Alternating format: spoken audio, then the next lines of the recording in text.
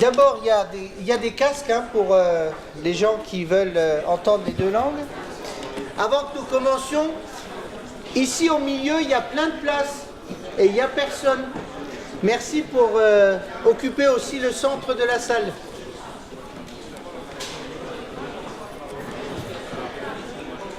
C'est marrant, hein, les gens se mettent des... Oui, c'est grégaire, hein. C'est relativement grégaire. Il y a les deux premiers qui s'installent dans un coin, les autres ne vont pas au milieu. si, mais ça c'est... Hein. Après ça se fait comme ça. Bonjour. Paul MacMillan. Oui, the City of Strasbourg. Président du Conseil Général. Absolument. Nice to meet you. Absent. Nice to meet you. Complet absent. Non, j'excuserai. Hein, j'excuserai j'excuserai le représentant de la ville de Strasbourg qui n'a pas pu se joindre. Voilà. Oui.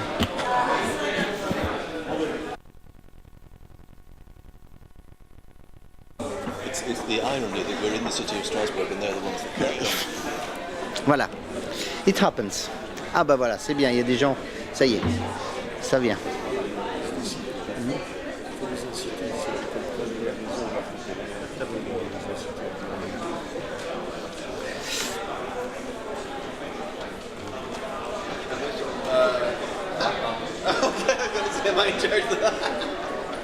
I'm not trying to commentary. Excuse me, Monsieur le Frog.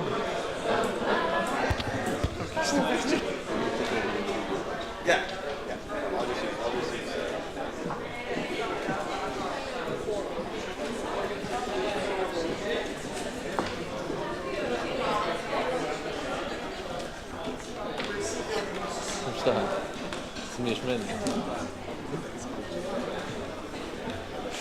Bon, ça va. Yes, yes. Oui. Ensuite, je donnerai le programme. Enfin, c'est Steven qui donnera le programme. Et puis après, il y aura votre introduction et puis après celle de monsieur de Deloitte.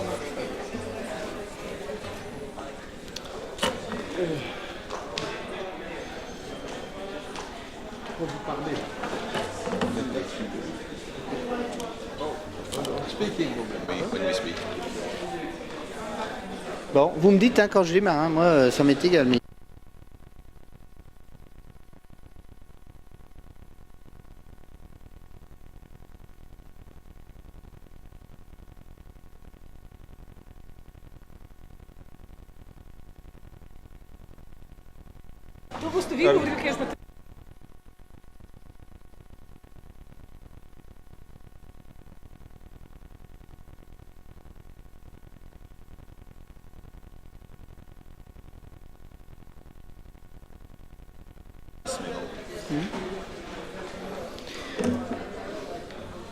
Well, I think we could begin. Ça marche? Ouais.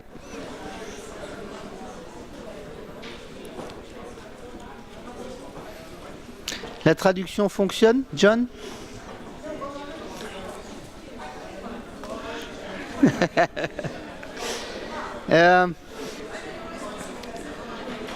Mesdames et messieurs, mesdames et messieurs,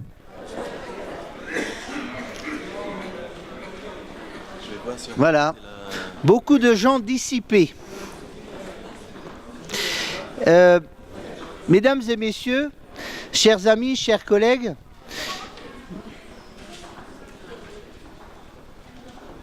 nous allons bientôt commencer. J'espère que le Conseil Général, quand il se réunit, est plus sérieux et plus concentré. Non. Non. Bon. Différent. Voilà. D'abord, je souhaiterais souhaiter à toutes et à tous la bienvenue ici, à Strasbourg. Et j'ai deux raisons de vous souhaiter cette bienvenue. La première, c'est parce que je suis le président de Euclid Network. Mais j'en ai une deuxième qui me tient très à cœur, c'est que je suis alsacien. Je suis de cette région, de cette belle région d'Alsace. Et du coup, j'ai un énorme plaisir à vous accueillir ici pour cette journée de travail Euclid Network. Alors, j'ai du plaisir, mais j'ai aussi des remerciements à vous adresser pour être venus, parce que je sais que certains d'entre vous sont venus de très loin. Hein, donc, merci beaucoup et j'espère que vous aurez une bonne journée, on en parlera. Je suis non seulement content, mais je suis aussi fier. Et je suis fier parce que nous avons travaillé ici de manière très professionnelle et en même temps très agréable avec les collectivités alsaciennes qui ont contribué à l'organisation de cette journée. Je voudrais d'abord évidemment citer le Conseil Général du Haut-Rhin, représenté ici par monsieur Le Tallec qui prendra la parole tout à l'heure. Du Bas-Rhin, pardon. Faut savoir que moi je suis du Haut-Rhin, donc voilà. Conseil Général du Bas-Rhin, voilà, excusez-moi. Qui nous accueille dans cette superbe salle et dans les salles à côté. Je crois qu'on a vraiment un superbe équipement pour travailler. Merci beaucoup. Nous voulons aussi remercier la ville de Strasbourg qui a fait tout son possible pour que cette journée puisse se passer dans les meilleures conditions ici dans cette ville. Même si le représentant a malheureusement dû s'excuser en dernière minute ne pouvant pas assister à cette ouverture.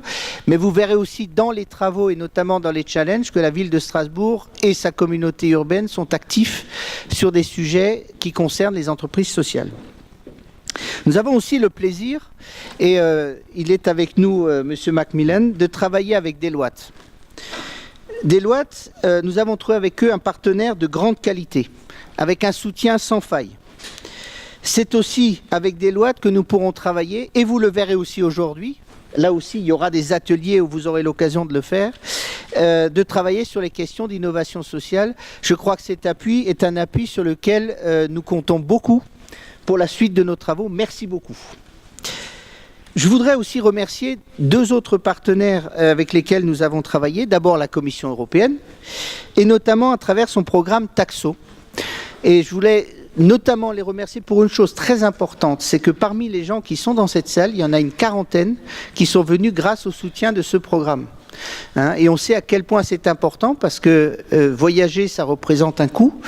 Venir de l'autre bout de l'Europe, c'est pas facile, et donc ce soutien-là était essentiel pour que nous soyons aussi plus nombreux et que nous puissions interagir de manière plus forte. Enfin, je voudrais remercier Startup, pas Start-up, Start-Hop, pour nous avoir aidé à organiser quelque chose de très important pour ce soir, notamment, alors je vous recommande, vin blanc, bière d'Alsace, c'est excellent, les cafés de l'entrepreneuriat social que vous aurez avec tout un circuit, vous avez ça dans vos dossiers, donc merci Startup pour nous avoir aidé à organiser ça. Voilà ce que je voulais dire en ce qui concerne nos partenaires, et je crois que sans eux, nous n'aurions pas pu organiser un événement de cette qualité. Deux informations importantes pour compléter cette introduction. La première, si vous voulez tirer le maximum de cette journée, c'est que vous avez reçu des badges. Et contrairement aux badges papier traditionnels, ce sont des badges interactifs. Ils permettent de faire deux choses. La première, je ne sais pas si certains d'entre vous ont expérimenté, c'est que quand vous tapez votre badge contre le badge de quelqu'un d'autre, il y a une petite lumière qui s'allume et les contacts sont échangés. Ce qui fait qu'après la conférence, vous recevrez le listing des gens avec lesquels vous avez été en contact avec leur email, et donc la possibilité de poursuivre des relations que vous aurez entamées ici. Vous verrez que c'est un outil qui est particulièrement intéressant. La deuxième raison pour laquelle ces badges sont importants, c'est que à l'extérieur, nous avons des petits emplacements de vote sur des sujets qu'on vous expliquera un peu plus tard, mais qui concernent un peu l'Europe et l'entrepreneuriat social. Et avec ces mêmes choses, en tapant sur oui ou non, ou yes or no, je crois que c'est écrit en anglais, vous allez pouvoir voter et vous exprimer sur des sujets que nous allons ensuite pouvoir porter auprès de la Commission et de l'Europe. Deuxième information, vous avez ici là-bas un panneau.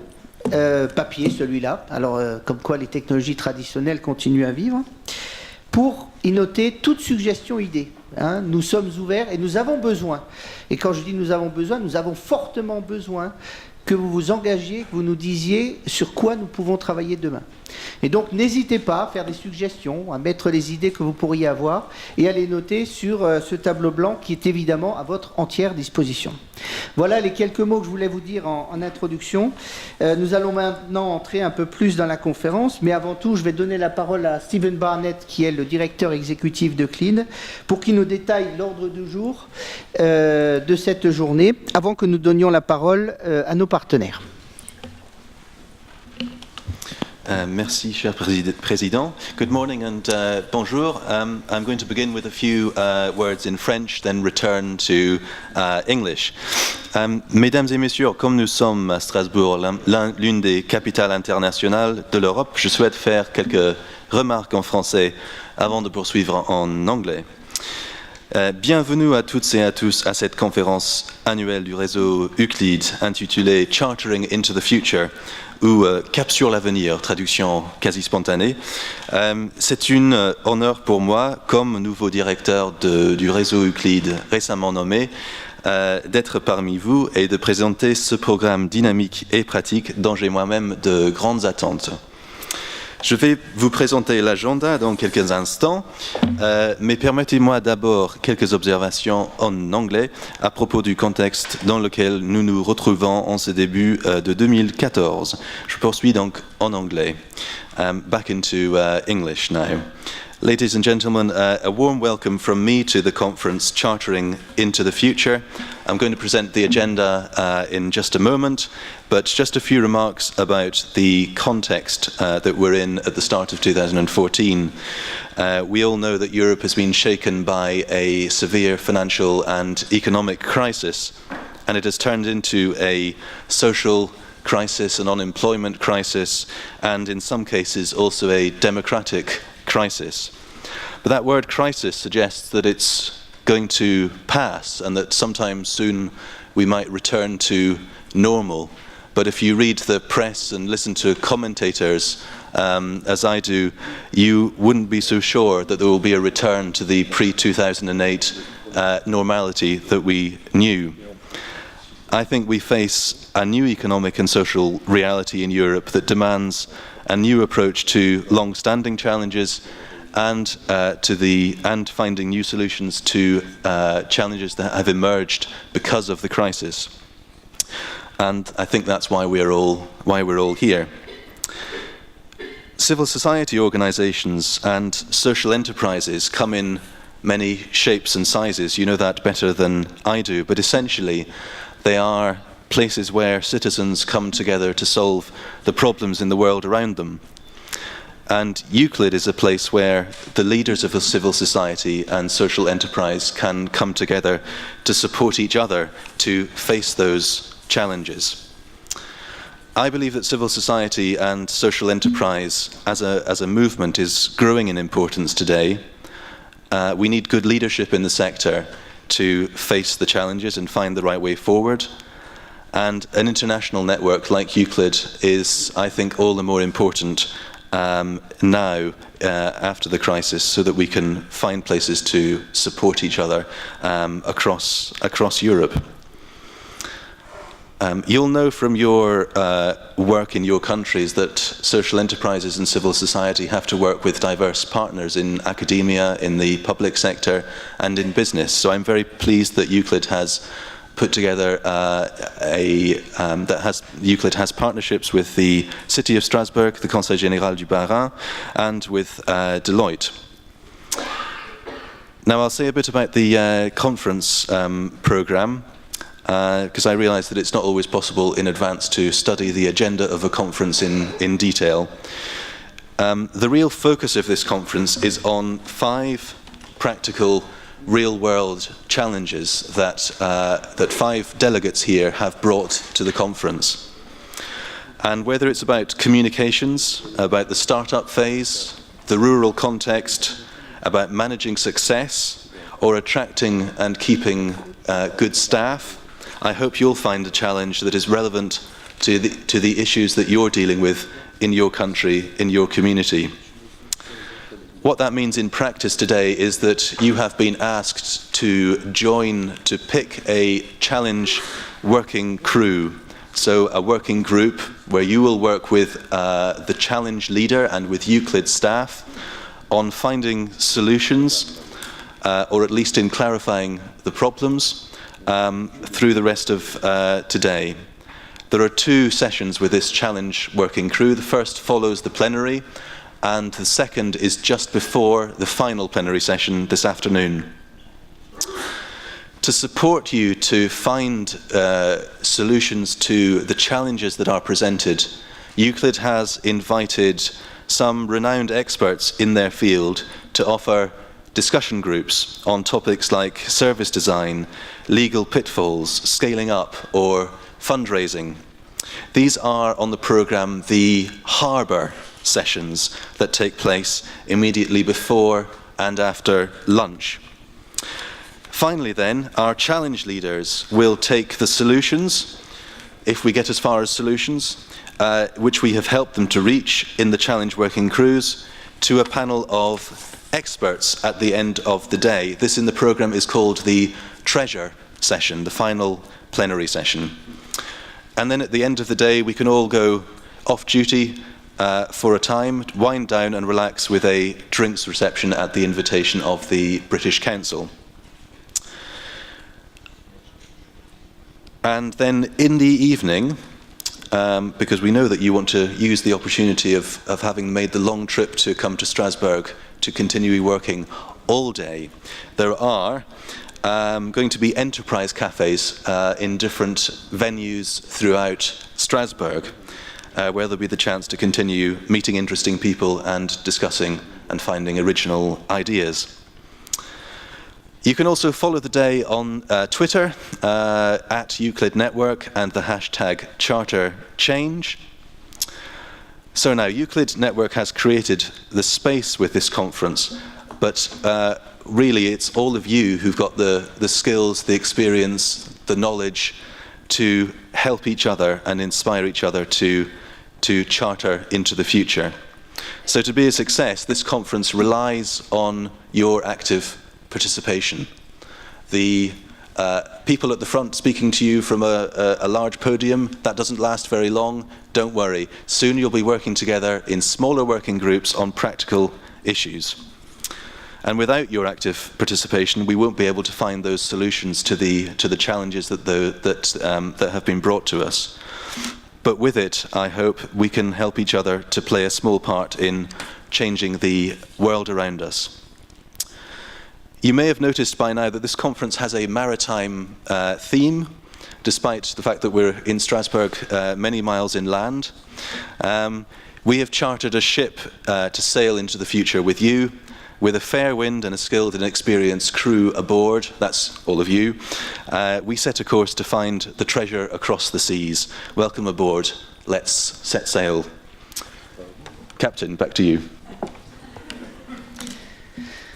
Merci Steven. Alors donc, comme l'a si joliment dit Steven, on va effectivement pas trop prolonger la partie tribune pour qu'effectivement on puisse vraiment interagir les uns avec les autres, et je crois que nous avons tous intérêt à le faire.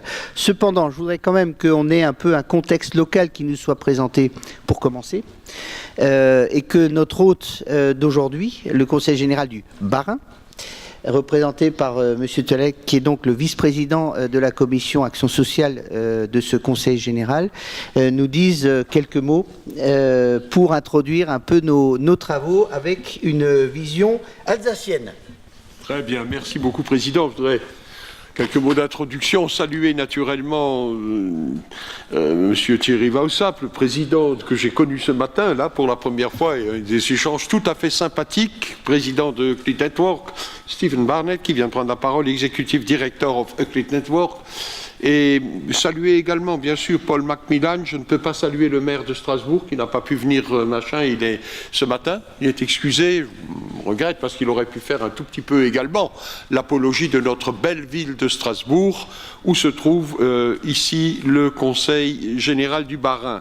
Et je vous remercie, cher Président, d'avoir bien voulu quelque part accepter de tenir votre conférence annuelle Euclid Network dans cet hôtel du département, siège du Conseil Général du Bas-Rhin. Vous êtes ici dans la grande salle des séances. C'est ici que se prennent toutes les décisions, toutes les commissions plénières, les commissions permanentes et un certain nombre également de conférences d'intérêt, je dirais, majeurs, comme celle d'ailleurs d'aujourd'hui. Alors je voulais vous saluer également, vous tous et vous toutes, mesdames et messieurs, et vous dire que je suis franchement très heureux et honoré de vous accueillir au Conseil Général du Bas-Rhin, au nom de son président, Guy-Dominique Kennel, pour votre conférence annuelle. Notre collectivité a souhaité soutenir votre manifestation, tant nous sommes convaincus que l'économie sociale et solidaire est aujourd'hui l'une des meilleures chances dont nous disposions pour juguler la crise financière et économique qui a débuté en 2008 et que nous continuons non seulement à traverser, mais surtout à subir. Si votre réseau européen se mobilise à l'avant-garde du développement européen, je tenais à rappeler devant vous que les acteurs locaux ont eux aussi été amenés à entreprendre et réagir autrement. Le Conseil général du Bas-Rhin est ainsi engagé depuis 2006, c'était avant le démarrage vraiment de la crise, dans une démarche de développement durable, dont les principes, notamment éthiques, guident la gestion de nos politiques et actions sur le territoire. De par ses compétences en matière sociale, le Conseil général est un acteur clé de l'économie sociale et solidaire. En effet, notre collectivité préfère parler d'action sociale plutôt que d'aide sociale. Par exemple, nos actions se déterminent en faveur de la protection de l'enfance, de l'insertion des personnes en difficulté, des personnes handicapées et âgées ne peuvent se cantonner à de l'assistanat, mais doivent être envisagées comme un accompagnement actif. À titre d'exemple, le Conseil général s'est engagé de manière volontariste dans le retour à l'emploi des bénéficiaires du revenu de solidarité active. Ils ont pu retrouver un travail, c'est-à-dire une situation sociale qui permet de participer à la construction de notre société. En 2013, par exemple, cher Président, l'insertion professionnelle des bénéficiaires du RSA a bénéficié de l'attribution d'une somme, quand on aime, on ne compte pas, mais il faut quand même le dire, d'une somme de 4 millions d'euros qui permet le financement de 79 opérateurs. En matière d'emploi également, le Conseil général intègre dans ses marchés publics l'article 30 du Code des marchés publics. Et cela afin de favoriser l'insertion dans les actions déclinées sur le territoire barinois. Être acteur du développement durable, c'est aussi envisager la transversalité dans la gestion politique de ces missions. C'est ainsi que le Conseil général du Bas-Rhin soutient, par son bailleur social, à Cibar, la construction de logements intergénérationnels. Je crois que c'est très important. L'adaptation des logements aux personnes âgées et handicapées, ce qui retardera d'autant la nécessité pour ces personnes, dans des situations de handicap ou trop âgées pour vivre seules, d'intégrer des maisons de retraite ou des EHPAD dont on n'arrive pas, compte tenu du vieillissement des populations, dont on n'arrive pas à construire suffisamment vite et financièrement être présent pour les construire à un rythme qui devient de plus en plus important. Plus concrètement, cela autorise et incite également les promoteurs et les entreprises à s'adapter aux réalités sociétales. Pour cela, nous nous appuyons sur des acteurs de l'économie sociale. Cependant, l'accès pour les entreprises ou les collectivités et même les particuliers est, comme vous le savez d'ailleurs, compliqué lorsqu'il n'y a pas d'importants bénéfices économiques à la clé. Un problème, comme toujours, et malheureusement trop souvent, d'argent. C'est pourquoi nos missions sont dépendantes du financement octroyé, et faire appel aux organismes tels que le crédit coopératif est essentiel dans la perspective du développement local et de la durabilité économique de notre territoire.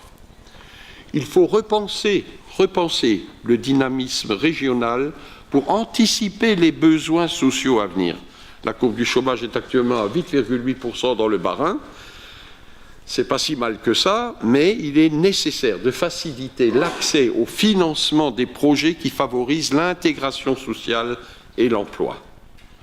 Cette volonté ne peut se faire sans les banques coopératives. Cela a été dit, c'est un des thèmes de travail de la journée aussi.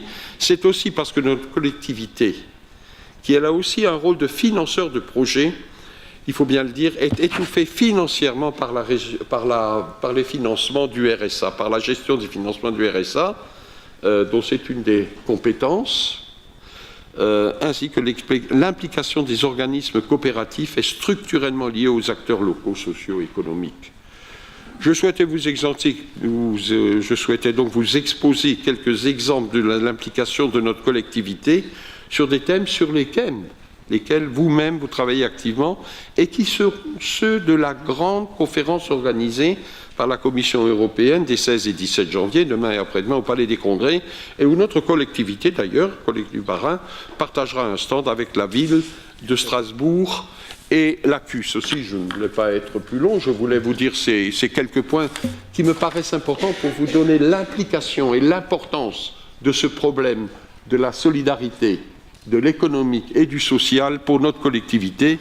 Je vous souhaite de fructueux travaux, des très belles journées d'implication qui vont déboucher sur du concret pour essayer de participer le plus rapidement possible, dans les meilleurs délais, de la meilleure façon possible, à vaincre ce fléau qu'est finalement la pauvreté, la misère, et pour laquelle, et le décrochage scolaire, j'en parle avec le Président, toutes ces choses qui contribuent, tous ces faits qui contribuent à certaines situations qui doivent demeurer inacceptables dans une ville, dans une ville comme Strasbourg, dans une région comme l'Alsace avec ses départements et dans toute l'Europe. Je vous remercie de votre attention.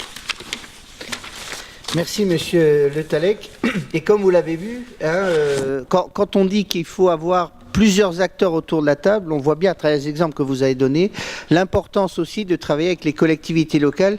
C'est un sujet dont on parlait d'ailleurs tout à l'heure, qui est souvent un peu occulté parce qu'on parle de l'Europe, on parle des États, mais la collaboration avec les collectivités locales est absolument centrale dans l'activité des entreprises sociales. C'est fondamental. Et merci pour votre soutien une fois de plus. Je vais maintenant donner la parole à Monsieur Paul MacMillan, qui est donc Global Industry. Parce que j'ai malheureusement Global Industry Leader for Public Sector, donc de Deloitte, qui a en plus coécrit un livre que je me suis procuré. Donc, alors je ne sais pas s'il sera disponible aujourd'hui, mais je pense que ce sera intéressant que les références soient données aux participants. Et je pense que maintenant, on va avoir un peu plus d'informations, peut-être sur aussi ce qu'il y a dans le livre, et de manière plus générale sur ce que Deloitte peut nous apporter, notamment sur l'innovation sociale et les stratégies des entreprises sociales. La parole est à vous, Paul. Thank you very much. Thank you very much, and good morning, everyone. Can you hear me okay? Pleasure to be here. I'll start with a little test. How many of you would think that government services have kept pace with citizen expectations over the past 2 decades? Show of hands for anyone who believes that government has been able to keep pace. It's a bit of a trick question, although I do ask that question both with respect to government and non-governmental audiences when I make these types of presentations, and it's not intended to be critical of government by any means. Of course, what we found is that with the rising expectations of citizens, whether it be through the use of smartphones or through internet-based services, combined with government's need to for restraint and austerity, particularly in the European context, it's just not realistic for us to expect governments to be able to keep pace with what citizens need and want. That was the basis for, you guys can hear me, is this microphone working? Yeah, okay. That was the basis for the work that my co-author Bill Eggers and I set out to explore about 2.5 years ago in terms of this space that is the gap between what governments can provide and what citizens expect. We initially thought of that in the context of what lies beyond the limits of government as a premise or a hypothesis. And so we went out to explore the space which we're now calling the solution economy, and that is the space being occupied by non-governmental players who have an explicit interest in improving public outcomes. And I'm raising that today because that's essentially what the book covers and what you're all here to talk about over the course of today and into those of you who are attending the meetings tomorrow in terms of your sessions here. And there's more on the book at solutionrevolutionbook.com if you're looking for more information on that. So we have a number of stories. One of the stories is a group called Recycle Bank, which some of you may have heard of. This is an enterprise that was set up by then graduate students in the United States back in 2004 with the objective of improving recycling rates of households across the U.S. Because at this time, back in 2004 in the United States, recycling rates were very, very low, as low as 7%. And so they thought there must be a way to improve that, and one of the ways to do that they thought would be to try to encourage recycling as opposed to penalizing or creating levies or taxes for producing too much waste. They would try to incent citizens to recycle more. And their idea was to put a little sensor on the recycle bin that could be, and to get the garbage collectors to be able to scan the sensor, the barcode, and weigh the bin, and then provide reward points to households based on how much they had recycled. And if they could get businesses to donate prizes, then they'd be able to reward people for the amount that they recycled. Basic concept and idea, which they set out to get cities to agree to, including public waste collection companies and their private sector contractors in the cases where both existed. Long story, we have many stories like this in terms of the book, and there's tens of thousands of stories like this around the world, many of which some of you are actively leading and involved in. So what do we find with respect to the Recycle Bank story, with respect to what's occupying this space of non-governmental players with an interest in public outcomes? We see things like prizes and challenges that are being launched around the world, citizen action and engagement, gamification in terms of making a game out of what would otherwise be seen as a public chore or task, disruptive, lightweight technologies and business cases. Here's what these folks have achieved in less than a decade. 4.3 million Americans are involved in the Recycle Bank program. Over 300 communities, 4,000 business partners are participating, and they've recycled over almost 4 billion pounds of material. No government aid or assistance involved in this activity really at all. But again, that's one story. Now, we'll make these slides available, so I know this chart is a bit of an eye test. But what we set out to do was to try to quantify how big is this space, how significant is it? And we see it as over $1 trillion economy around the world in terms of non-governmental investments and activities that are being made into social enterprise or improving social outcomes. And this provides a bit of an example. Investors of a private sector nature, so for example in the blue, one of these is $4 billion of private equity in the form of impact investment. That would be investments that have an explicit objective of improving social outcomes. In the green, you see citizen involvement in crowdfunding and crowdsourcing. There's now over 500 platforms around the world. Over $1.5 billion have been raised through crowdfunding. A lot of it focused on social outcomes and initiatives. And changing strategies on the part of even multinational corporations who now are embedding social good as part of their business strategy, going beyond traditional CSR-type programs. What struck us in this space, I'll just move along quickly here, what struck us in this space was we were expecting to find people using smartphones and apps to address social problems, and we were expecting to see big philanthropy, which is another one of the pieces of that pie, the Gates Foundation, the Warren Buffetts. You know, out of the US today, to use an American example, international aid by all forms of government in the US is now smaller than by many billions of dollars what's being contributed by private philanthropy in terms of focus on public outcomes. And so what we found was, what was different was this idea of markets forming around social good, and whether it be at the community level or whether it be at global level, where innovators were coming together with new ideas to solve problems and attracting investment, what we called impact currencies, which could be money, could be citizens' time, could be public data, could be all sorts of resources that are being brought to problems, and then to create value, which could be a financial return to create a sustainable business, or could be just a contribution of citizen time and money that's not looking for a sustainable financial business.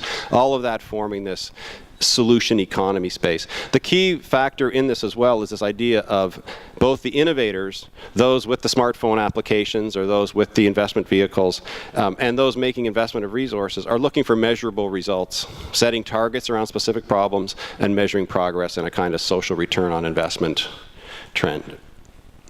This is the way that the book is organized. We've kind of framed the space.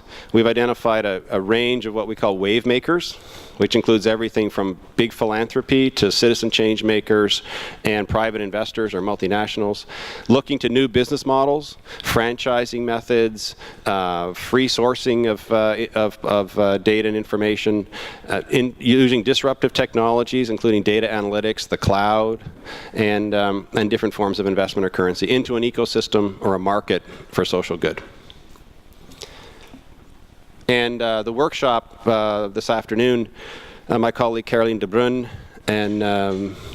and our colleagues from Deloitte will be running a session which is really around moving from scale to impact, because one of the biggest challenges that we see social enterprises facing, and one of the major areas for government investors, is whether this marketplace can have a meaningful impact in terms of influence on social outcomes.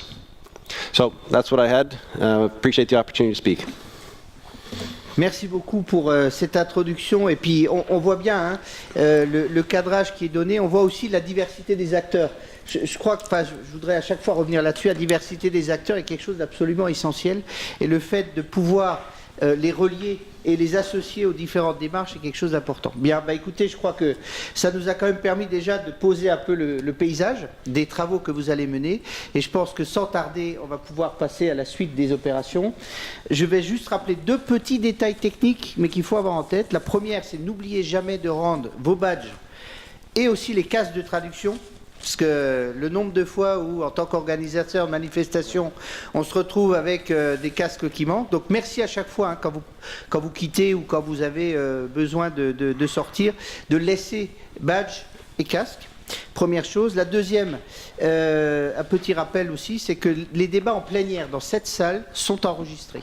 Hein, pas dans les ateliers, mais en revanche ici, il y a la capacité d'enregistrer, et donc les débats sont enregistrés et seront mis sur le site d'Euclid après la conférence. Voilà deux détails que je voulais rappeler, et maintenant je pense que sans tarder, on peut passer à la suite et nous laissons la place. Voilà, merci beaucoup.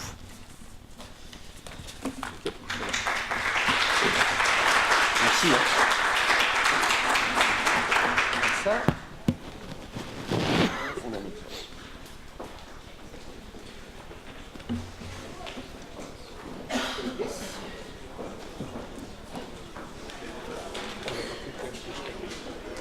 Après, il y en a une, je ne sais plus laquelle en est une.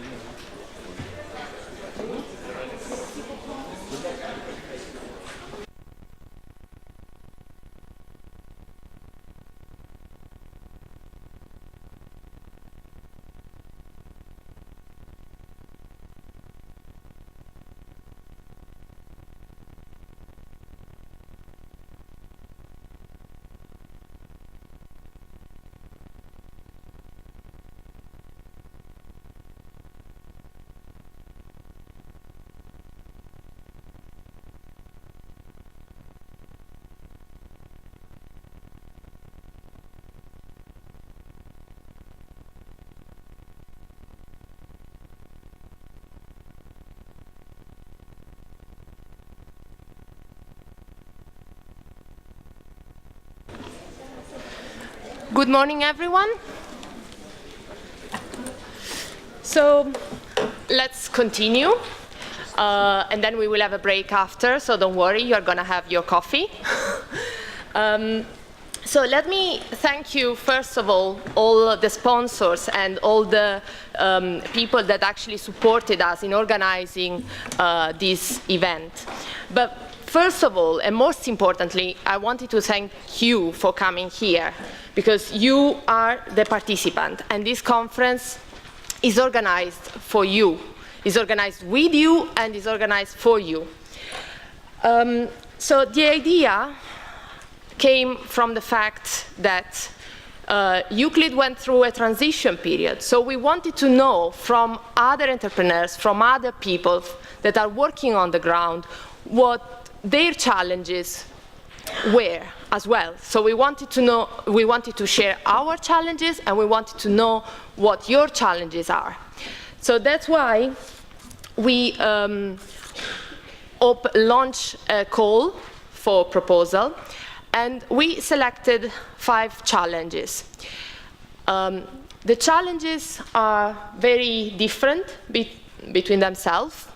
They might focus on big societal issues, like, for example, migrations or unemployment, but they might also focus on issues that you, the entrepreneurs, the doers, have to face every day. So, for example, how to scale up, how to kind of cope with the fact that you have to scale up, but at the same time you have to stick to some of the original value that actually were driving you at the beginning when you set up your startup, your social enterprise.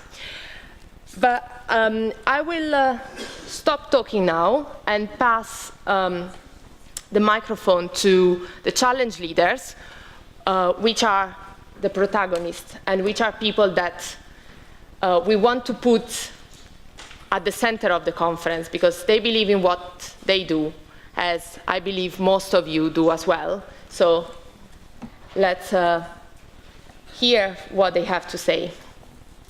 So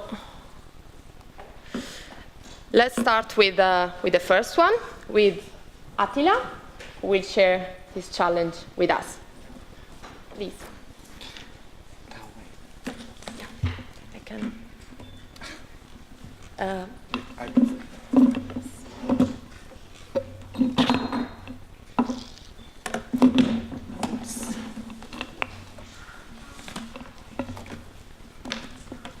So hello, and I'm really excited to be here. My name is Attila Mong. I'm originally a Hungarian journalist. I live in Berlin now, and I'm working with Ashoka on this project I'm presenting to you. I started in September, so it's really a very early phase. So meet Adam from Budapest, Sylvia from Warsaw, and Martin from Prague. They are all social innovators in their countries, bright-eyed young people with wonderful change-making projects. Adam is making a company which is putting market approach into the employment of disabled people. Sylvia is in Warsaw. She's working on the inclusion of mothers into Polish society in a very innovative way. All three of them are Ashoka fellows. And Martin is in Prague, and he's creating a support network for community spaces, for community growth. So Ashoka acknowledged their innovation and change-making approach. They are bright-eyed young people. Wonderful initiatives, but this is the local media in the respective countries. You cannot really see them. Some coverage, yes, you have some coverage, but overall there is very poor media coverage about these topics, about their innovations, generally about social issues. Probably most of you know these problems. Although all these people are really good innovators, you probably know Eastern European innovations in business like Prezi from Hungary or Skype from Estonia. Press is full of them.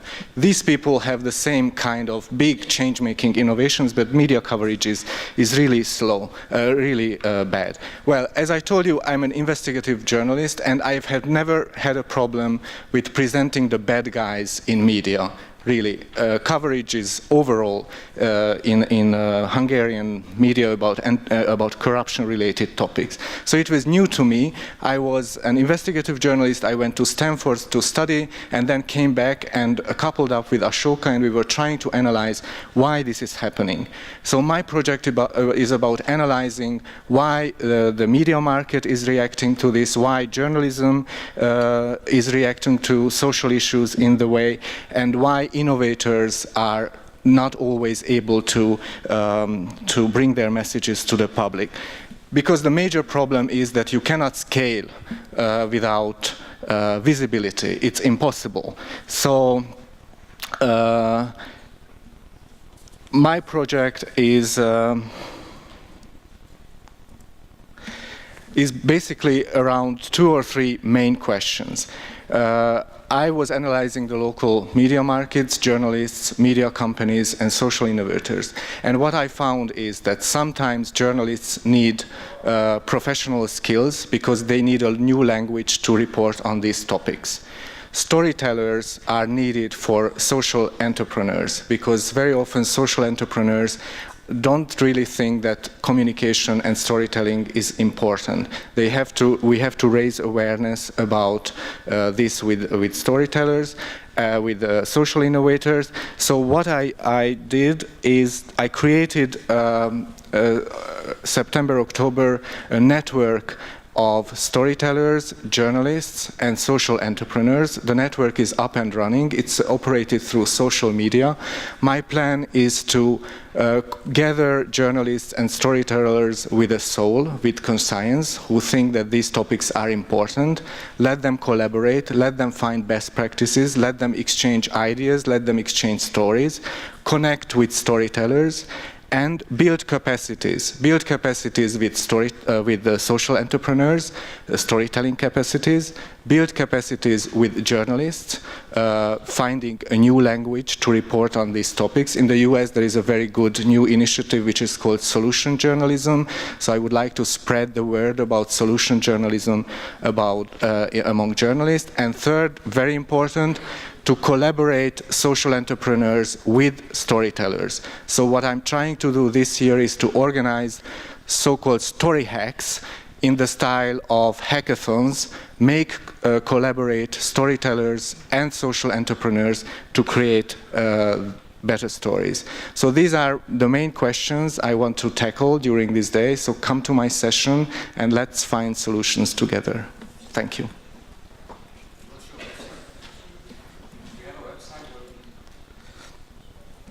Yeah,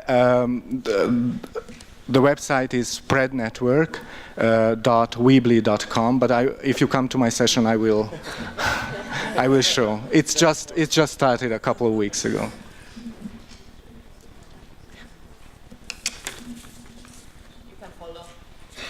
You can follow him on Twitter as well.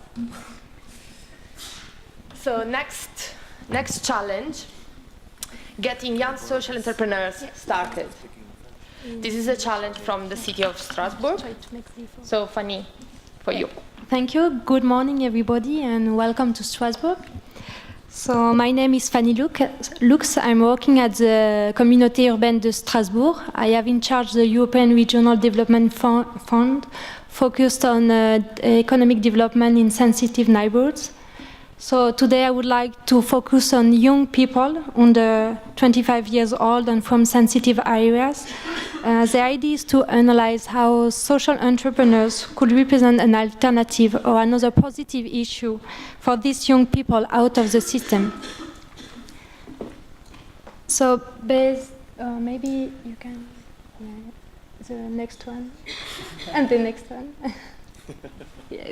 So based on my experience in Strasbourg, I'll give you some inputs on the topics. I believe these facts are similar to the one we can find in other European big cities. So in Strasbourg, in the Communauté Urbaine, we have 10 sensitive neighborhoods. 8 out of 10 are located in Strasbourg. 1/5 of the city population lives there. And there is a high representation of young people in these neighborhoods. So today we would like to focus on these people because these areas lack of healthcare professionals, secondary schools, and have many social and rural housing. These territories have high level of unemployment, many cases of minor criminality, and lack of development of informal economies. So I want to underline the fact that these areas are different from one another, but they face similar problems in different degrees. So local authorities like Communauté Urbaine de Strasbourg and its partners like Conseiller Général have implemented different policies and programs to overcome these difficulties. But we still face problems with these people, or very young people from 14 years old, that are out of the systems and cannot find a job because the law doesn't allow it. So my 3 questions today will focus on how can social entrepreneurs attract young people from sensitive neighborhoods and out of school and make them employable. My second question, how can public and private sectors support the development of projects, business creation held by very, very young people? And third, which relations and actions between public and private sector to promote social entrepreneurs among young people? So this is what I hope we are going to work together today.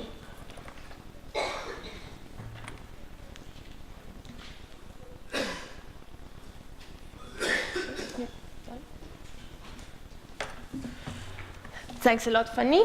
And now we can move to the third challenge, so the rural regeneration. So, Anne-Cécile, for you. Hello, my name is... Voilà. Sorry. Hello, my name is Anne-Cécile Mailfert. I'm Development Director at MOUVES. MOUVES is a movement that federates and represents social entrepreneurs in France. We have around 450 members so far, but we are not yet in Strasbourg, not yet in Alsace. We are in 10 different regions in France. So the challenge we have presented to Euclid is a challenge about rural territories. Rural territories, they are often seen as very marginal territories, where in opposition to the urban territories, where we think that this is the place where innovations come from. They're more modern and more innovative.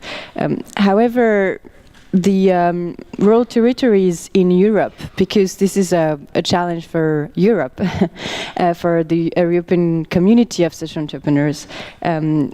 In Europe, there is 91% of the territory that are rural territories, and 56% of the European population lives in rural territories. These territories are full of raw materials, they have huge tourism potential, but they're also facing a double dynamic. On one hand, there is kind of a decay of the territories. You know, there is a reduction of public services. There is sometimes a lack of supply of care and care quality. They are isolated. They have sometimes poor infrastructure that increase this isolation. There is a delay in the electronic communication equipment. There are some concerns about the common agricultural policy, etc., etc. So there are a lot of problems. But on the other hand, also, we sometimes observe that there is a renewed dynamism of the population flow.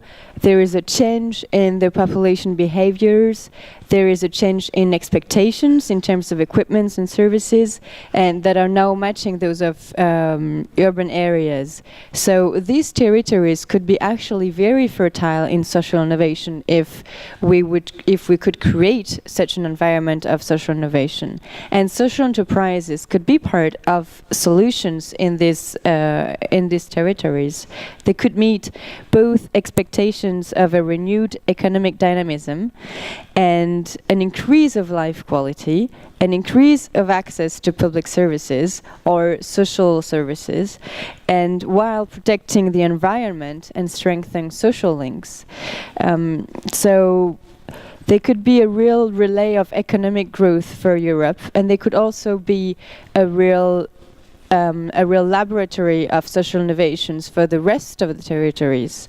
So this is the issue. How can we encourage the emergence, the growth, and the ability of social enterprises to solve the problems of citizens in these territories? So this issue is really about building an environment, and we believe that we can create today, we can imagine today new forms of stimulation of social innovations in the territories, bottom-up, user-centered based programs, co-construction. The sources of social added value are multiple, and this is what we want to discuss with you today. So to exchange on good practices and process that will allow us to identify social problems, bring solutions, make sure that social entrepreneurs collaborate and discuss and cooperate in these territories where they're often very disseminated. Oops, pardon. Okay, thank you. Thank you, Anne-Cécile. And let's continue with the fourth challenge. Neven, is you. Okay. Hi, everyone. My name is Neven Marinovic. I come from Belgrade, and I run an organization based in Serbia and Belgrade called Smart Kolektiv. And first of all, I would like to thank you for inviting me to present this challenge. I'm honored to be with this group of people and very respectable organizations. And to be what you call a challenge leader, I would just like to make a remark that challenge is basically a West European and Anglo-Saxon translation of the Balkan word problem. So, you know, we would say a problem, and then what we learned is that we don't have any problems, we have challenges. So that's one of the things we learned in our EU accession process, that, you know, we don't have any more problems, but we are facing lots of challenges. So we might as well be problem leaders, but, you know, I guess that's not the word you were looking for. So, you know, just a few brief words about what we do. We are an organization that, you know, tries to make connections between business and society in many different ways. We help companies build and implement different corporate social responsibility programs and projects. We work with social enterprises, supporting civil society organizations to become more dynamic, more sustainable. And also we try to kind of say that we walk the talk, so we have established 2 social enterprises of our own. And we also support young entrepreneurs in, you know, starting their business and providing them experienced mentors from the business sector. So the organization and, you know, the challenge that I would like to present is really personal and based on the organization, and is basically a story about how we started and, you know, came to becoming a, I would say, mid-sized organization, around 15 people, with 30% of our income coming from sustainable sources such as services and business support. We have 2 social enterprises that are now independent entities that I say. We have strategic partnership with some of the large donors such as USAID, and we kind of try to measure our impact, and just last year the companies we work with have invested more than 5 million euros through charity. We have supported, I would say, around 20 young entrepreneurs establish their business, and so on, so on. I won't brag about what we did. I'm just trying to illustrate. So basically, the challenge that I would like to present is success brings its own problems. It's basically about how do we manage growth and how do we manage the success itself. So I would, you know, just start by telling you a story that around, I would say 10 or a decade ago, you know, we were a group of people, including myself, you know, sitting and talking how it would be cool, you know, if we could start an organization and do things that we found interesting. And, you know, we had a vision, we had different ideas on what to do. Maybe not necessarily all of these ideas fit into what we do today, but basically we were meeting in cafes, in informal places, and, you know, dreaming just, you know, if we had some funding, if we, you know, could start things up, you know, it would be great. And then if we could fast forward 2 or 3 years, you know, we already have a small space, a small office that we have. We have some first projects, some first donors. You know, we are not all friends anymore, so we have a few people, you know, there already working as, you know, professional employees.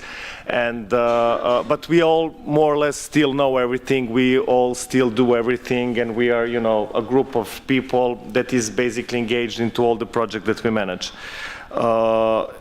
Then, you know, if you fast forward a little bit more, you know, we would already have some, you know, first significant funding coming from EU, coming from USAID. We would have business partners. We would have a separate section providing services to those partners.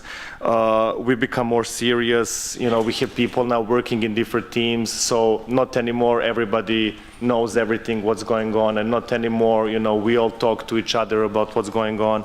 And we have specialization among the employees, so we would have teams specialized for CSR or for social entrepreneurship. So, you know, not anymore everybody is engaged into everything. And my favorite part, we are much more serious in terms of accounting, in terms of finances, in terms of administration, because, you know, this is one of the this is one of the things that we've been asked to do. You know, build our capacities, have, you know, our accounts audited, have much more procedures, much more papers, have more people in administration, and so on. So finally, you know, we've been able to build a certain amount of capacities, and to diversify our funding, because that was one of the goals. But basically, at the end of the day, it has also brought us to the situation that, you know, diversifying our funding has brought us into situation that we have basically two separate organizations in one, you know, sort of a hybrid. So we have one set of skills and one set of people to deal with funding and with donors, and we have another set of skills and another set of people, you know, working as account managers with our business clients. At the end of the day, it brings me to a situation where it's less about what we were thinking about doing at the beginning and doing stuff. It's more about managing people, managing processes. It's more about managing clients and, you know, establishing relationships. And it's, you know, less about the cafes from the beginning and more about suits and ties and, you know, this kind of stuff. So basically, this has also, you know, the challenge is that, you know, we as a kind of a hybrid organization are in a, you know, situation that some of the donors say, well, you know, they're successful, they're sustainable, they work with businesses, so, you know, we, you know, might fund somebody else, and the businesses say, well, you know, they're also, you know, very successful and they work with donors, and, you know, not necessarily we should be supporting them. So basically, the questions that I would like to kind of ask and that I'm hoping to, you know, come to a common answer would be, you know, why we as social enterprises, as a non-profit sector, that we usually criticize the private sector for, you know, the practices. Why do we follow the same principle, and why do we measure impact also based on growth, you know? So you would say an organization is successful because it has such and such, you know, budget, because it has so many employees, and, you know, because it grew from that to there. So it's basically the same principle. So why, you know, and can we avoid that, and, you know, can we have a different kind of measurement? How can we manage growth, you know, by not undermining and underestimating the program component? So the growth brings more HR, more administration, more finances, more client management, and less basically doing the things you actually want to do. So how we can kind of, you know, work on that. And basically, why do we need to be stuck in this first, second, third sector, you know, because, as I say, you know, maybe it's only my problem and my challenge, but, you know, I think we should be thinking out of the box. So can we come up with something that would be second and a half sector organization, you know, of tomorrow? So yeah, that would be it. So join me, or don't come to our session and, you know, grant me a free afternoon. You know, that's good as well. Thank you. Thank you, Neven. That was a nice recommendation not to come to your session. It was very funny. And let's continue with, let's continue with the last challenge coming from Greece. So I would like to give the floor to Eleni. Hello, I'm Eleni. I come from Thessaloniki, Greece, and I'm working for Thessaloniki Otherwise. What is Thessaloniki Otherwise? An urban experiment in progress. The idea of the Act Thessaloniki Otherwise was born in 2010 from the need to organize an event celebrating the 20 years of Paralaxi, the oldest free press in Greece.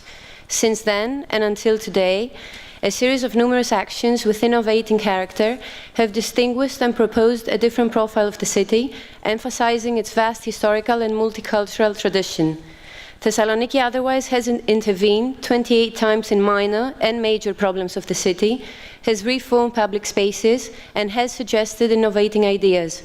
Interventions of cultural, architectural, social, and environmental character have transformed a big part of Thessaloniki, suggesting its fresh and dynamic profile.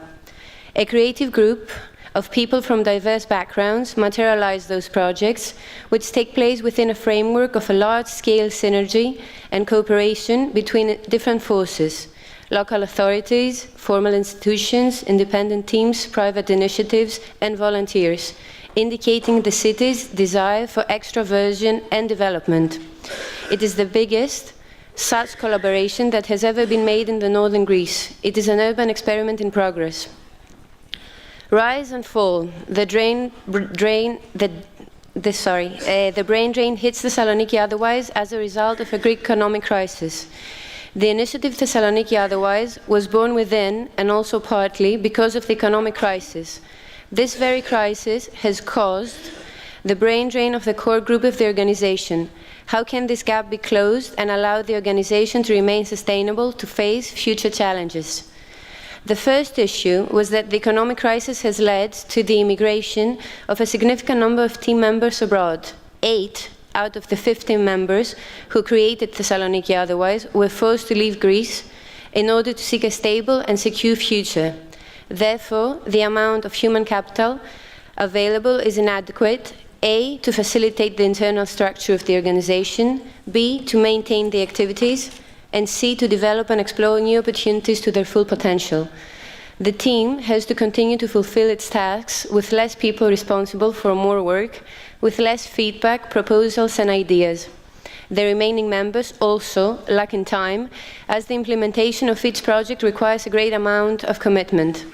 Thessaloniki Otherwise is working as a collaboration platform for local creative groups which showcase their work.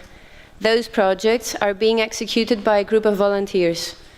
Although the team has managed to keep a professional profile in all its projects, it strives to engage its volunteers in the long term, to maintain a stable relationship with all the participant groups, and to efficiently communicate any new project since it lacks its human capital. The second issue that arose is that financially, Thessaloniki Otherwise struggles to remain sustainable through the limited sponsorships that cover the project needs. A funding hunt is always the first step once the idea for a new project is conceived.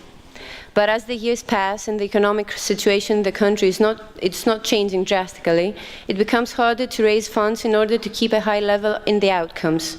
As mentioned above, Thessaloniki Otherwise has managed to maintain its relationships with local authorities and formal institutions, such as the state orchestra of the city, all the city's museums, etc. These connections could preserve specific amounts of Thessaloniki Otherwise revenue streams. However, the crisis is unfortunately affecting them as well, prohibiting such gestures. Moreover, the economic environment of Greece, combined with the fact that the Thessaloniki Otherwise philosophy is based on the policy that all its projects are for free, doesn't allow the organization to invest in resources in order to facilitate its needs. Those two problems are affecting both the team members and the audience and necessitate a solution. Thank you.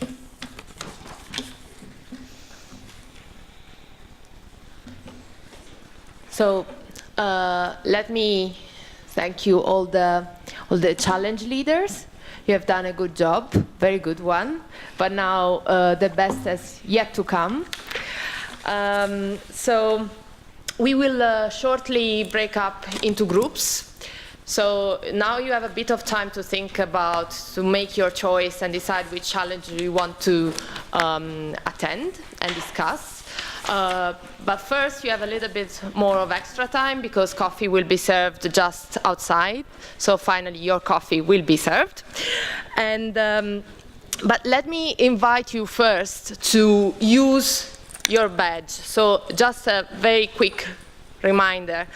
Please use it to connect it with your peers, with all the people that are attending this conference. Another thing that is very useful to do with the badge is to vote. So outside we are asking 3 questions to all of you, and we want to know from all of you what do you think about 3 issues. We have also set up a wall outside, so that's your chance to have your say and write what you would like, what are your needs, what you would like Euclid to do for you, what you would like the Commission or the national governments to do for you. It's an open space, it's a free space, so write what you want. We want to hear from you. Last technical remark is related to Wi-Fi. So I know that some people have requested a code. So codes will actually are in a queue, but will come through. So do not worry. Some might not come through, but in that case you should go to the registration desk. So do not worry, we will fix it.